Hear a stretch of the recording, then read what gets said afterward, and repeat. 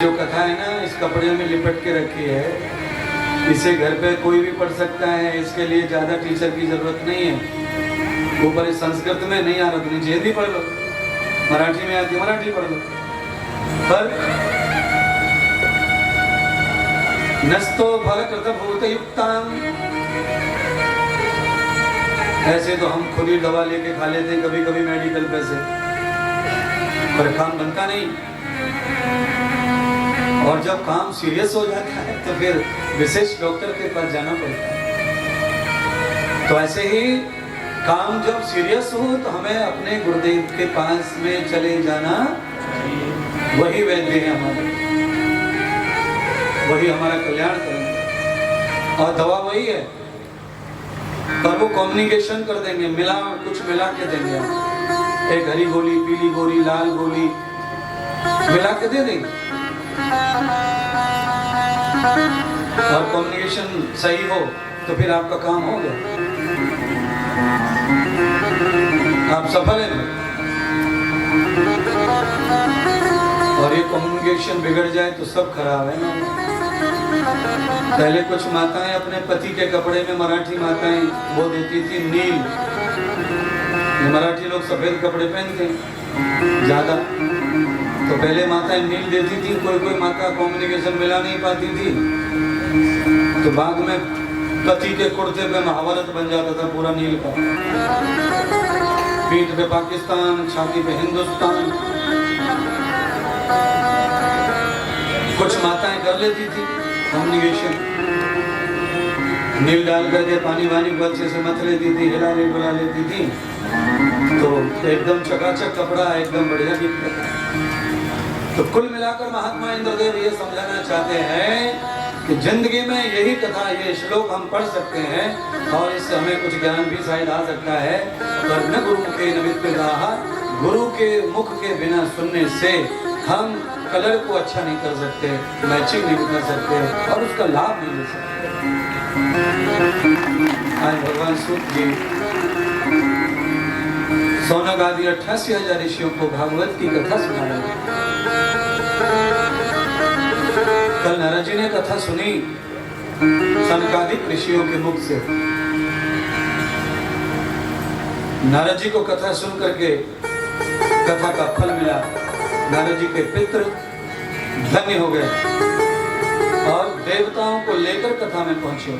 पुष्प वर्षा की, भक्ति प्रसन्न हो गई, भक्ति के दोनों पुत्र जवान हुए। तब सौनक आदि ऋषियों ने जो कहा वो सत्य हुआ, तो नारद ने व्रत लिया। अहम व्रतोऽस्मि तत्कथा अव्यताम्। नारद कहते हैं जब तक ये दुनिया रहेगी मैं सिर्फ अब कथा सुनाऊंगा, भगवान के ही गीत गाऊंगा। और सुनिए, एक बार मैंने कथा की, आपने कथा के लिए मुझे बुलाया। अगर इस कथा को सुनकर के सच में आपको आनंद हो रहा है तो आप जीते जी, जब तक जिए तब तक कथा करते रहो, करते रहो, करते रहो, थको मत, करते ही रहो, करते ही रहो। ये संकल्प मन ही मन ले लो। मैंने तो ले रखा है, कोई यजमान मिले न मिले, कोई पैसा खर्च करे न करे, मैं कथा करता ही रहूंगा और मैं रोज ही करता रहता हूँ। संकल्प लिया। जरूरी नहीं है पंडाल डालो, जरूरी नहीं है माइक लगाओ। देवे नारदम सख्यवार्तां। नारद जी ब्रह्मा जी से आशीर्वाद लेकर के जंगल की ओर निकल गए कथा कहते थे। और सुनिए, अच्छी कथा कहने के लिए आदमी को निरंतर कथा कहते रहना। मैं चैलेंज कर रहा हूँ, कोई कथाकार 1 वर्ष के लिए स्टॉप ले ले, विराम। कोई कथाकार 1 साल के लिए विराम ले ले कथाकार और फिर वो कथा करे, तो मेरा चैलेंज है कि उसकी जीवाई पलटेगी नहीं, वो बात रख नहीं पाएगा। निरंतर कथा करे। ये मैं नहीं कह रहा हूँ, भागवत स्वयं करें। जब कथा आए तब कथा करें, उसके बाद में दुनिया में लगे रहें, धंधे में लगे रहें। अरे आप धंधा करो पर कथा के साथ करो, अपने काम करो पर कथा के साथ करो, हरि के साथ करो, भजन के साथ करो। मैं दीक्षा देता हूँ, 8 नियम बताता हूँ। 8 में 6वां नियम, छठवां नियम दीक्षा का है कि चलते फिरते काम करते भी प्रभु के नाम को जपते रहना, ये छठवां नियम है। पांचवा नियम यह है कि 2 बार सुबह शाम काम छोड़ के बैठ के आंख और मुंह बंद करके मौन होके भजन करना चाहिए। ये छठवां नियम और पांचवा नियम है। पहला नियम, दूसरा नियम, तीसरा नियम, चौथा नियम बता दूंगा जब दीक्षा लेने आएंगे तब। क्योंकि कोई भी फिल्म पर्दे पे आती है ना तो वो बीच वाला हिस्सा दिखाते हैं जो लोग आकर्षित होकर चले आए, और पहले से फिल्म को दिखा दिया तो टिकट कौन खरीदे वो। या वजह से मैंने बीच वाली चीजें बताई है, 5वां और 6वां। 4 पहले छुपा लिए और 2 बाद वाले छुपा लिए। हमारे सामने आओगे तो 8 बता दूंगा। अच्छा 8 बता दूंगा मतलब ये नहीं है कि मैंने 8 नियम बता दिए तो आपको गुरु बनाना ही पड़ेगा। ना ना ना ना ना, 8 नियम सुनो और बाद में सोचो, निर्णय करो और तब गुरु बनाओ या मत बनाओ। कोई बंधन नहीं है गुरु बनाने का। पर 8 नियम देता हूं। अष्ट चक्रा बाया प्रदत्त वेदाम, 8 प्रहर होते हैं, 8 चक्र होते हैं। आप सब जानते हैं महाभारत के कितने दरवाजे थे? 8। चक्रव्यूह के कितने दरवाजे थे? 8। शरीर में कितने चक्र हैं? 8। बस ये चीज। प्रहर कितने हैं तो लोगों को 4 ही मालूम है और मैं 8 बता रहा हूं। दिशा कितनी है लोगों को 4 मालूम है, मैं 10 बता रहा हूं।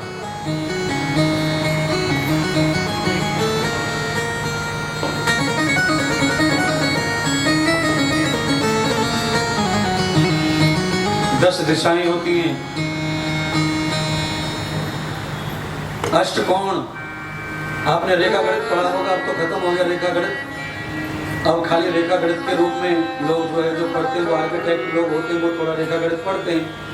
पहले जब 30 साल पहले रेखा गणित पढ़ाया जाता था अलग से, तो उसमें अष्टकोण होता है, चतुर्कोण होता है, त्रिकोण होता है, और वो सारे जो कोण हैं वो अब आर्किटेक्ट में चले गए। माने अलग ही दुनिया हो गई है। पढ़ाई का माने, पढ़ाई माने 0/0 हो गया।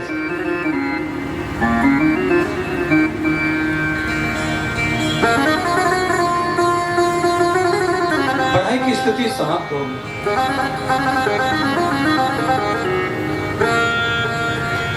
भगवान श्री सूत जी ने शौनक आदि ऋषियों को नारद जी की कथा सुनाई। नारद जी अकेले ही जंगल में निरंतर कथा कह रहे हैं, कोई सुनने वाला नहीं है। यद जीव वृक्षो तम पुरुष श्रोताम। नारद जी ने पेड़ पौधों को श्रोता बनाया और कथा सुना रहे महाराज। सुनिए, जैसे नारद जी ने पेड़ पौधों को श्रोता बनाया, कथा सुना रहे नारद जी परिपक्व हो गए कथा में, ऐसे ही द्रोणाचार्य के पत्थर की मिट्टी की मूर्ति बना करके एकलव्य ने अभ्यास किया, अर्जुन के बराबर हो गया। बोलिए, अरे मिट्टी की बनाई मूर्ति क्या ज्ञान दे रही है? नहीं, साक्षी मान करके अभ्यास कर रहा है। तो हाँ, ये है कि चेतन गुरु के सामने अभ्यास करने में जल्दी सीखता है और जड़ गुरु के सामने देर में सीखता है, बस इतना है। पर आप अगर निरंतर लगे हैं तो आपको ज्ञान अवश्य होगा। पेड़ों को कथा सुना रहे नारद जी, और आज पेड़ों को कथा सुनाते सुनाते ऐसे श्रोता मिले कि स्वयं मैत्री ऋषि अपनी पत्नी गार्गी को लेकर के श्रोता बन गए। गार्गी माता बोले तो दुनिया की सबसे पढ़ी लिखी औरत। गार्गी माता से पहले के इतिहास में किसी महिला का पढ़ाई लिखाई का नाम नहीं माना। द्रौपदी पढ़ी लिखी है, सीता पढ़ी लिखी है, राधा पढ़ी लिखी है, ये कुंती पढ़ी लिखी है, सब पढ़ी लिखी हैं। पर गार्गी माता का जो नाम है पढ़ाई में, इतिहास में, ऐसे इतिहास नहीं है उनके। सीता माता को विदुषी कहते हैं, वो बहुत पढ़ी लिखी है। गांधारी, द्रौपदी बहुत पढ़ी लिखी है।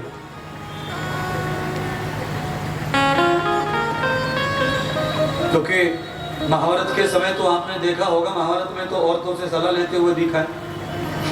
महाभारत में औरतों से सलाह ली जा रही है।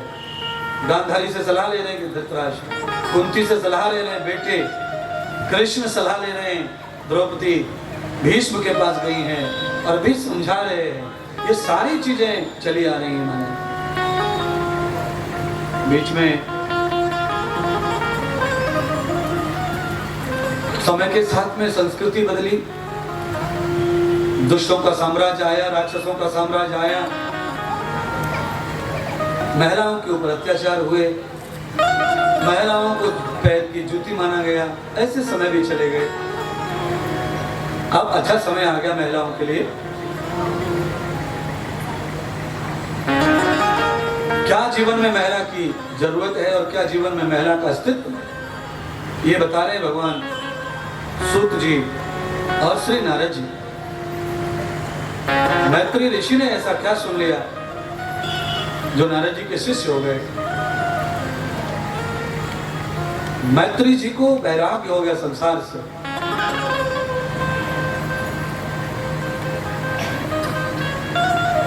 पत्नी गार्गी को लेकर के सारी माया धन को छोड़ करके नारद जी के चरणों में बैठ गए और कथा प्रवचन व्याख्यान ज्ञान सुनने की आशा कर रहे। नारद जी को शिष्य मिल गया मैत्री, गार्गी, कथा प्रारंभ हो गई। मैत्री ने सवाल किया कथा की रचना के बारे में, ऐसी दिव्य रचना करने वाले के नाम बताइए, ऐसी दिव्य रचना क्यों की, क्या समय आया। तो भगवान नारद जी कहते हैं कि तम वेदम कर्षितो व्यास, श्रीमान व्यास जी जो वेद व्यास हैं उनको सपना आया और सपने में उन्होंने देखा कि थोड़े समय में कलयुग आ रहा है। कलयुग जब आएगा तो ऐसा ऐसा समाधान करने वाले साधन समाप्त हो जाएंगे। कलयुग में सब लाचार हो जाएंगे, हर एक मजबूरी में होगा। तम धर्मम यथार्थश्च वेदम कर्मम विभूषिताम।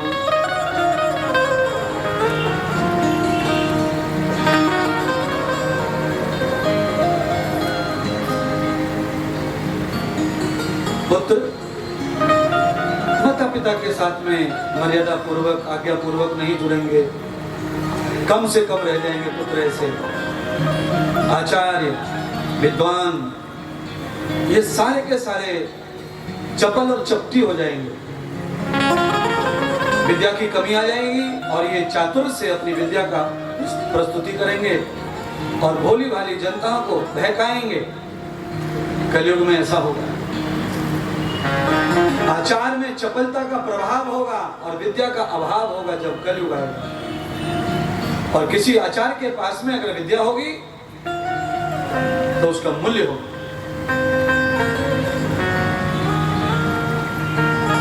माताएं बहनें मर्यादाहीन हो जाएंगी और स्थिति ये हो जाएगी कि आदमी अपने ही घर में अपने आप पर ही भरोसा नहीं करेगा। बोलिए, आप में किसी को भरोसा है हम शाम तक जिंदा रहेंगे? हम अपने ऊपर ही भरोसा नहीं करते महाराज। और पुराने काल में आपके दादा बाबा के जमाने में लोगों को इतना विश्वास था, किसी की माँ ने दूध नहीं पिलाया जो मुझे मार के दिखा दे, जा मैं जा रहा हूँ खेत पे, जा कह देना मार दे मुझे, ऐसे चैलेंज देते थे। मेरे बाबा ने मेरे सामने चैलेंज दिया। अब चैलेंज कहाँ गए महाराज, खत्म हो गए। क्यों? आदमी इतना अंदर से वीक है, इतना कमजोर है अपनी बुराइयों से कि वो अब किसी को चैलेंज देने की हिम्मत नहीं जुटा पाता है। उसके कुकर्मों ने उसे घायल कर रखा है, अंदर से खकोला कर रखा है। इतनी सारी उसकी वीकनेस है, इतनी सारी कमियां हैं कि वो संभाल नहीं कर सकता।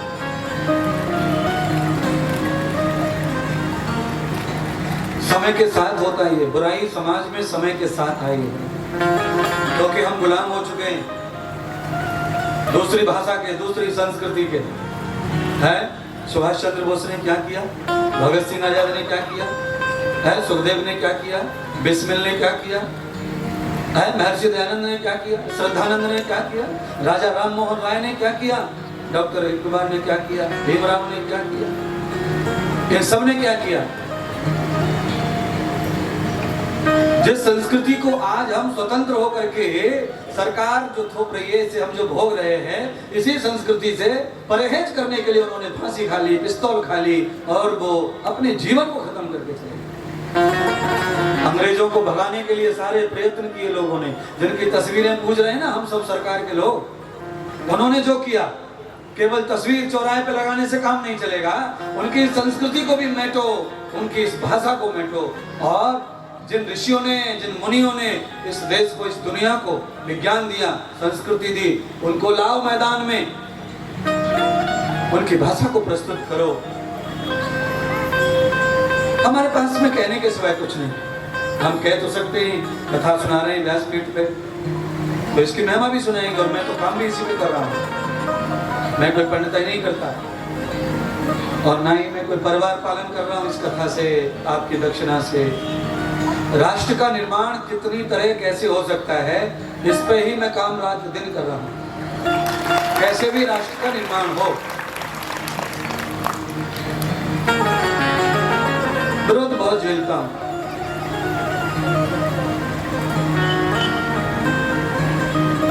कलयुग के साथ में लड़ाई लड़नी पड़ेगी तो कलयुग परास्त होगा, ऐसी कथा भागवत में है। यम ब्रह्म पचेत संयुक्त भूत युक्ताम देवो समर प्रभार योधे। सदगुरु भगवान सूत कहते सौनक जी से, नारद जी कथा सुना रहे हैं और मैत्री और गार्गी कथा सुन रहे हैं। भागवत की रचना बताई कैसे की गई, तो कहा सपना देखा व्यास जी ने, और कभी कभी सपने में जो चीज आती है वो सच में हो जाती है। ये जो कथा है ना, ये भी सपने में आई थी। गौरव के ये कह रहा, बता रहा था मुझे, आप सपने में आए थे और मेरी माँ भी आई थी, तब ये कथा हो रही है, नहीं तो मेरी कोई रुचि नहीं कथा में या श्रद्धा नहीं थी।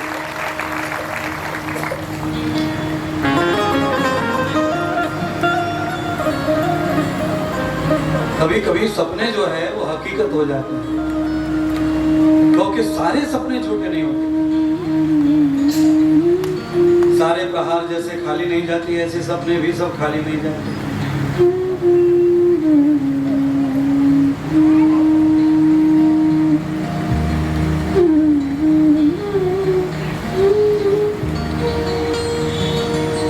व्यास जी ने सपना क्या देखा, सपने में देखा कि कलयुग आ रहा है और लोग जो है झोपड़ी में भी ताला लगा रहे हैं। झोपड़ी फूस से बनती है, घास से। आपने देखा होगा हमारे महाराष्ट्र में जहाँ लोग गाय भैंस रखते हैं, वहाँ खाली बांस और बल्ली लकड़ी की ऐसी बाउंड्री सी बना देते हैं और उसी में वो लगा देते हैं दरवाजा सा। पर शाम को जब जाते हैं तो उसको दरवाजे को ताला मारते। बोलिए, अबे ताला खोलने के लिए जो मूर्खता करेगा, उससे पहले एक लात मारेगा तो उसको बांस को तोड़ देगा। यही कह रहे हैं, कलयुग जब आ जाएगा घोर, तो जिसके घर में चूहे के लिए अन्न नहीं है, वो भी अपने घर से ताला लगा के काम पे जाएगा। बोलिए, ये जो बिल्डिंगों के काम कर रहे हैं मजदूर, कोई बिहार से आए, कोई यूपी से आए, कोई और कहीं से आए, बिल्डिंग के नीचे टीन का, पतरे का उन्होंने टेम्परेरी 6 महीने के लिए घर बनाया है और उसमें कुछ भी नहीं है, खाली 4 ईंट रखी है रोटी पकाने की और पुराने कपड़े टक रहे हैं सूतली पे, डोरी पे, रस्सी पे, इतना ही आइटम है। और सामान, कोई बर्तन, कोई गिलास औंधा पड़ा है, उसको भी ताला मारा हुआ है। ये है घोर कलयुग। भगवान कह रहे हैं जब कलयुग आएगा तो लोग खाली घर को भी ताला ही लगाएंगे, झोपड़ी को ताला डालेंगे, 4 बर्तन भी झूठे पड़े उसको भी ताला लगाएंगे, क्योंकि ऐसा युग आ जाएगा कलयुग है। ताले का युग कौन सा युग नहीं था? ताले कब नहीं पड़ते थे? तो क्या सतयुग में, त्रेता में ताले नहीं पड़ते थे? और जब ताले नहीं पड़ते थे तब द्वारपाल होते थे, जयंत पाटिल क्या होते थे तब? द्वारपालों की परंपरा इसीलिए है देश में, राजा महाराजाओं के यहाँ द्वारपाल रहते थे, इसका मतलब है ताले नहीं होते थे, इंसान रहता था। और अब तो बड़ी मुश्किल, अब सिक्योरिटी गार्ड भी बैठा गेट पे तो भी ताला पड़ा हुआ, क्योंकि ज्यादातर लोग जो है अंदर से बेईमान हो चुके हैं। ताला डाल लिया गेट पे, कुर्सी पे जाके सो जाओ। हम तो रात में 9 से 8 बजे तक का ड्यूटी कर रहे हैं, पैसा ले रहे हैं, पर क्या ड्यूटी कर रहे हैं, ताला डाल रहे हैं, सो। ये कलयुग है। मैं ये नहीं कह रहा कि सिक्योरिटी गार्ड सोए ना सो, पर ये कलयुग है इसलिए होगा। तब व्यास जी को अपार चिंता हुई। नारद जी अपबीती बात बता रहे हैं श्री मैत्री जी को, और सूत जी नारद जी की सुनी हुई बात बता रहे हैं। कथा दो प्रकार की होती है, एक जगत और एक स्वयं, एक अपबीती और एक जगबीती कथा होती है। दोनों कथाएं चल रही हैं एक साथ में बंधु। अपबीती कथा नारद सुना रहे हैं मैत्री को। नारद कह रहे हैं कि व्यास जी जब चिंतित हुए तो सरस्वती के तट पर बैठे थे सुस्त होकर।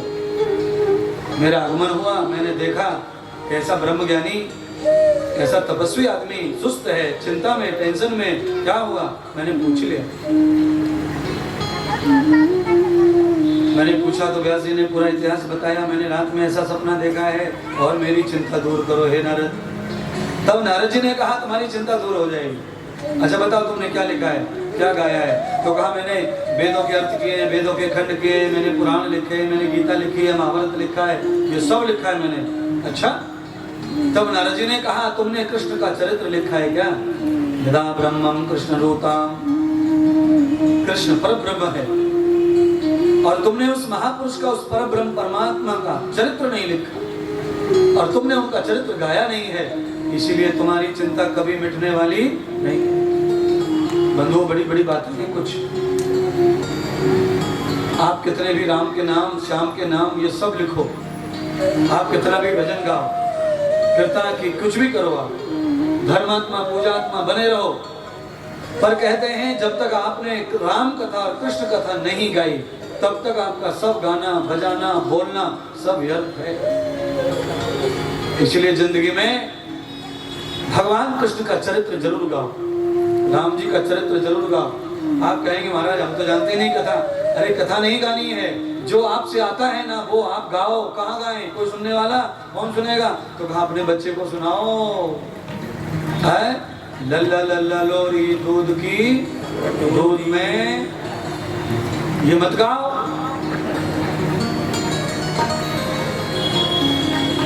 है अच्छा क्या गाते सुनो। निकम्मे लोग गाते क्या वो तो सुन लो। पापी लोग, दुष्ट लोग क्या गाते सुनो। कलयुग के माता पिता चाची सब क्या गाते हैं। दूध पी लेने तू बाबा पकड़ ले जाए। वो बता, लेना देना बाबा से वैसी टेंशन। बोलो है? सो जा नहीं तो भूत आ जाएगा। बोलो क्या बिगाड़ा बाबा ने तुम्हारा? चुप हो जा नहीं तो बाबा झोले में डाल ले जाएगा। चुप है। अब ये हाल है कि बाबा देखते थे बच्चा रोए, बाबा देखा कि बच्चा घबरा में हाय हाय कर। क्यों? बस वही बात है, भयभीत कर दिया है बाबा से। बड़ा कठिन है मारे। मैंने आपको एक अपनी घटना सुनाई थी, अपबीती घटना सुनाई थी, वृंदावन कोरोना काल में कथा में सुनाई थी, तब से नहीं सुनाई है। एक घर पे मेरा आगमन हुआ, घर गली में था, गाड़ी थोड़ी दूरी खड़ी हो गई, 200 मीटर पकड़ लो, पैदल जाना था। दादी मेरा जाना और उसका दरवाजा खुला था। दादी का आंगन में बैठी कटोरी में दूध लेके, बच्चे को गोद में डाल लिया, दादी पिलाना चाह रही उसको, और उसने वही कहा जो मैं अभी कह रहा हूँ आपसे। मैंने कहा मेरी कानों ने सुना, और मैंने जैसे मैं गेट के सामने पहुंचा, उसके घर के सामने से जैसे मैं निकला, उसने भी रंगोली भंगोली डाल रखी थी, जैसे ही मैं निकला तभी वो वही कह रही थी। अच्छा उसको ये भ्रम था कि वो महाराज आ रहे हैं, आधा घंटे में आएंगे, लेट आ रहे हैं, इसलिए बच्चे को पिला को उसको सुला भूलू के फ्री हो जाए, फिर बाबा का स्वागत करें भूल देंगे। तो वो वही कह रही। जल्दी दूध पी ले, दूध पी ले, नहीं तो महाराज यार तो पकड़ ले। डायरेक्ट मेरा नाम लेके गए, पता नहीं अगर वो बाबा आ रहे तुझे पकड़ लेंगे, खा जाएंगे। अरे बाप रे, बताओ मैं बच्चे खाऊं?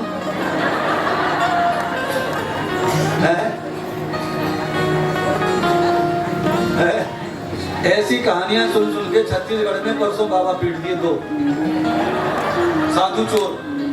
बताओ, साधु पिट रहे बेचारे बाबा के चक्कर में, छोड़ा बच्चे चुराने वालों के शक में पिट गए। अब बता, अब कोई हमें भी ऐसा कर दे कि बाबा आदमी खा जाए, बच्चन ने खा जाए। घर में दरवाजे के सामने से गुरुजी जा रहे हैं और सब लोग हाथ डंडे ले लेके माना ये बच्चा खाना बाबा है। ऐसा नहीं है, कई बाबा हैं बच्चा खाने। ऐसा थोड़ी है कि कोई चीज कही जाए समाज में और वो ना हो। है पी जाने वाले, खा जाने वाले बहुत सारे बाबा हैं जो अंडा खाते, मांस खाते, दारू पीते, गांजा चिलम, सब तरह की सिस्टम है संसार में। हर विभाग में कुछ न कुछ गड़बड़ है, पर सब ऐसे नहीं होते। पर हमारी माता बहनें जो होती हैं, ये बाबाओं को जरूर बदनाम करती हैं बच्चों के सामने। अरे मैं कहता हूँ, ये कहो कि बाबा आएंगे टीवी में से निकल के और तुझे आशीर्वाद देंगे, तुझे गोद में लेंगे, फिर नौकरी लगवाएंगे, तुझे जल्दी बड़ा कर देंगे, दूध पी लेंगे, बाबा आएंगे तो तेरा हाथ रख।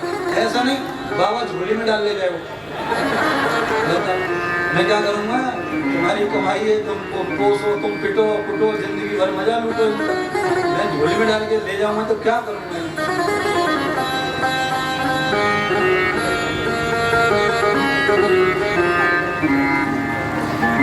बड़ा कुछ काम है हमारा है?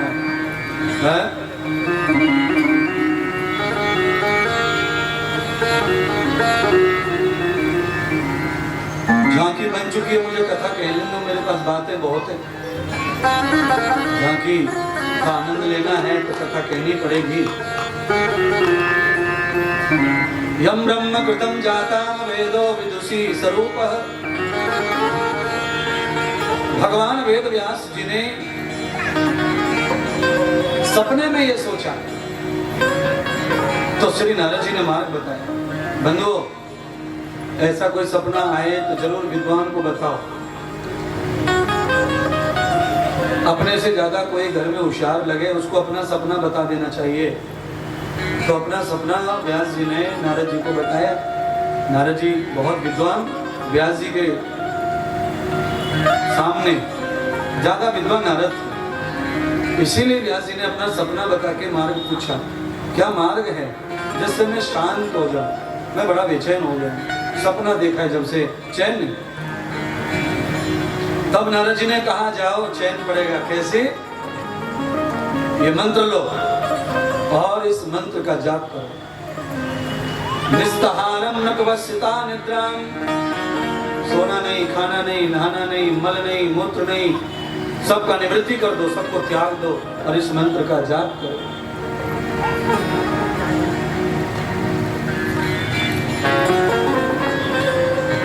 हरि का मंत्र दिया, नारायण का मंत्र दिया। 6 महीने में ही भगवान नारायण प्रसन्न हो गए। कन्हैया जी, कृष्ण जी। यम चेष्टाम वर्धितो लीला। सुनिए, मेरे बारे में मुझसे ज्यादा कोई नहीं जानता है। आप जितना जानते हो वो बहुत कम है, मैं जितना जानता हूँ वो ज्यादा है। इसीलिए नारद